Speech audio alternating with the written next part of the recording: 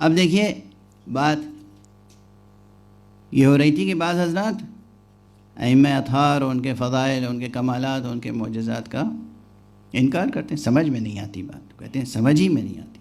اس کا جواب میں دے رہا تھا کہ سمجھ میں کیسے آئے گی؟ اگر دنیا طلبی ہوگی کبھی سمجھ میں نہیں آئے گی۔ پہلا مرحلہ یہ ہے، ہم سب میں آپس میں بھی، اب ہمارے درمیان میں بھی پیدا ہوتے ہیں نا، معلوم ہے کوئی صاحب فزکس میں پی ایچ ڈی کر لی، اب ان کو سمجھ میں نہیں آتا کہ رد الشمس کیسے ہوا تھا، بھائی معجزہ، یہ شق القمر کیسے ہو گیا تھا۔ کسی صاحب نے اور سائنس پڑھ لی تھوڑی سی، کہہ لیں گے وہ رسول اللہ کے اشارے پہ درخت کیسے آ گیا تھا اور کیسے چلا گیا تھا۔ یہ سب قصے ہیں، یہ سب کہانیاں ہیں۔ یا اسی طرح جتنے معجزات ہیں، جہاں انہوں نے ٹھوکر مار دی چشمہ ابل پڑا، وہ یہ کیسے ہو گیا؟ جہاں ان کی مصلحت ہوئی وہاں وقت سمٹ گیا، یہ کیسے ہو گیا؟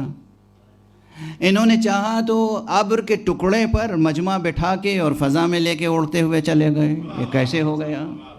اچھا صاحب، یہ سب معجزات جو بیان ہوتے ہیں، اور اب افسوس یہ مولانا تشریف فرما ہے، ہمارے پروردگار ان کے توفیقات میں اضافہ فرمائے ہمیں، لیکن بعض ایسے حضرات ہیں ہندوستان میں بھی، پاکستان میں بھی، اور ایران میں بھی، ہر طرف، اب نعوذ باللہ ان کے سروں پہ عمامے بھی ہیں، اور اس کے باوجود وہ بہت سے فضائل کا انکار کرنے لگے ہیں۔ خدا ان کی ہدایت فرمائے، اور ہدایت کے قابل نہ ہوں تو انہیں سورہ مبارکہ فیل کا مصداق بنا دے۔ ایک صلوات پڑھ دیجئے محمد والے۔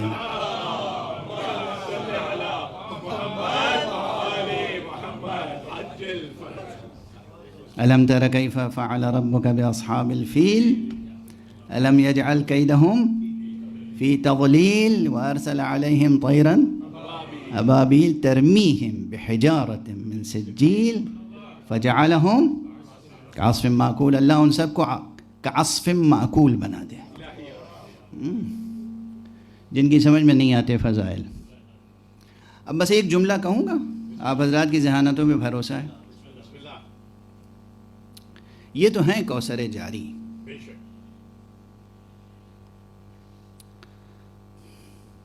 مگر وہ جو زبان پہ ایک اور آیت آ گئی تھی، اس کی مدد لے کر ایک بحث اور عرض کروں تاکہ یہ معجزات و فضائل اور یہ سب روشن ہو۔ اور ایک اور مسئلہ جو ہمارے آپ کے درمیان رہتا ہے چھڑا ہوا ہمیشہ، وسیلے کا۔ آج ہم لوگ کس لیے اکٹھا ہوئے؟ امام رضا علیہ السلام۔ کیوں اکٹھا ہوئے امام رضا کے نام پر؟ وہ وسیلہ ہیں ہمارے اور خدا کے درمیان، وہ واسطہ فیض الہی ہیں۔ یہ ترکیب یاد رکھیے گا۔ بہت سے حضرات علماء کے درمیان یہ بحث ہے، وہ یہ لفظ واسطہ فیض الہی برداشت نہیں کرتے، نہیں برداشت کرتے، اس میں بحث ہے۔ یعنی اللہ کا فیض ان کے واسطے سے ہم تک پہنچتا ہے، خلق تک پہنچتا ہے، اور ہماری دعائیں ان کے دامن اور دست مبارک سے ہوتی ہوئی خدا تک پہنچتی ہیں۔ تو یہ بات جو ہے قبول کرنے کے لیے تیار نہیں ہیں لوگ۔ بس اگر ذہن پاک ہو، حق کی طلب ہو، تو ایک جملے میں بات سمجھ میں آ جائے گی۔ اللہ والا کہتے ہی اسے ہیں جس میں اللہ کی سی باتیں پائی جائیں۔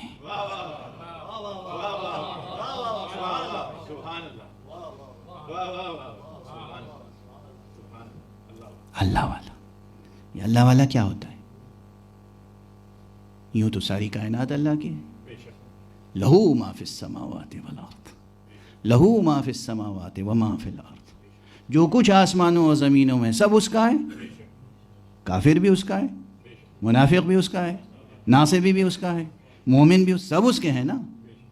سب کا وہ خالق، سب کا وہ مالک۔ پھر اس پوری خلقت میں اللہ والا اگر کسی کو کہا جائے تو اس میں کیا امتیاز ہونا چاہیے؟ اللہ والا وہی ہوگا کہ جو اللہ کے اسماء و صفات کی تجلی رکھتا ہوگا، ورنہ اللہ والا ہونے کے کیا معنی ہے؟ یہ بڑی بنیادی بحث ہے۔ جو لوگ معجزات کا انکار کرتے ہیں، اس زاویے سے غالباً علم کلام کی کتابوں میں ابھی تک یہ بحث نہیں داخل ہوئی. جو اس وقت عرض کر رہا ہوں آپ حضرات کے مبارک وجود کی تاثیر ہے غالباً کہ یہ بحث اس وقت زبان پہ آ گئی. ایک صلوات پڑھ دیجئے محمد والے.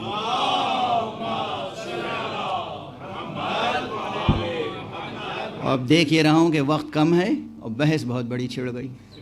اور میرے ساتھ اکثر یہی ہوتا ہے، اکثر یہ پہلے سے طے ہوتا نہیں کہ کیا گزارش کرنی ہے، اور جب ممبر پہ آتا ہوں تو بحث چھڑ جاتی ہے. حضور اکرم سے لے کر اور ائمہ اہل بیت سے لے کر اور بھی تمام انبیاء علیہم الصلاۃ والسلام، ان سب کے پاس جو فضائل تھے، مناقب تھے، معجزات تھے، اس کی ضرورت تھی اور ہے. کیوں ہے؟ اگر معجزات کو درمیان سے ہٹا دیجئے، اگر ان کے فضائل و مناقب کو درمیان سے ہٹا دیجئے تو اتمام حجت ممکن نہیں ہے. اتمام حجت جسے کہتے ہیں اللہ کی حجت تمام ہو جائے، یہ ممکن نہیں ہے. کیوں ممکن نہیں ہے؟ اس لیے کہ پھر استدلال ذات باری پر اور فیضان حق پر استدلال کے لیے سوائے لفظوں کے ہمارے پاس کچھ رہ نہیں جائے گا. اور اگر الفاظ کافی ہوتے تو خدا کی قسم پھر آسمان سے کتابیں ہی اتار دی جاتی، انبیاء نہ بھیجے جاتے.